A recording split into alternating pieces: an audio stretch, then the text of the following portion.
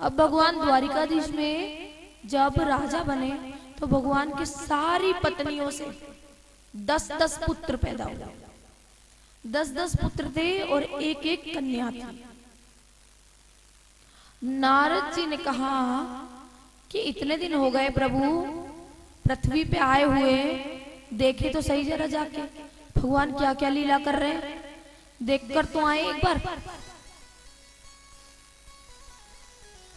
तो नारद जी देखने गए तो जाके देखा कि भगवान रुक्मणी जी के साथ विराजमान है, वार्तालाप कर रहे हैं।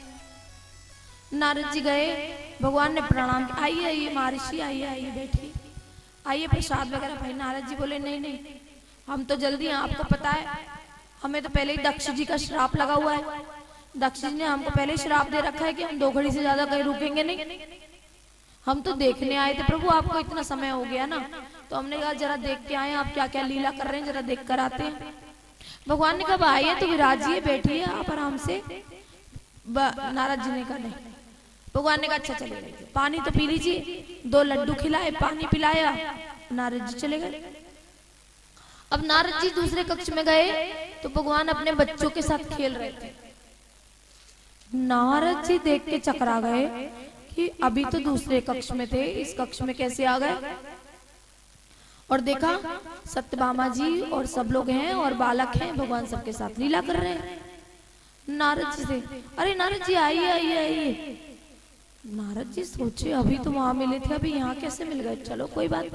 नारद जी ने प्रणाम किया, आइए प्रभु आप आए हैं, ब्राह्मण देव है, विप्रदेव है, पानी तो पीजिए। पानी पिलाया, 2 लड्डू खिलाए, नारद जी आगे चले गए। नारद जी ने कहा आगे जाके देखता हूँ। अब आके मित्रवृंदा के कक्ष में गए तो भगवान वेद शास्त्र पढ़ रहे हैं। देखकर हैरान हो गए, वेद पढ़ रहे हैं। 2 जगह तो मैंने देख लिया, तीसरी जगह फिर भगवान क्या लीला है। अब तो नारद जी चकरा गए। नारद जी समझ गए कि ये लीला पुरुषोत्तम है, लीला ही कर रहे हैं। नारद जी का भ्रम दूर हुआ।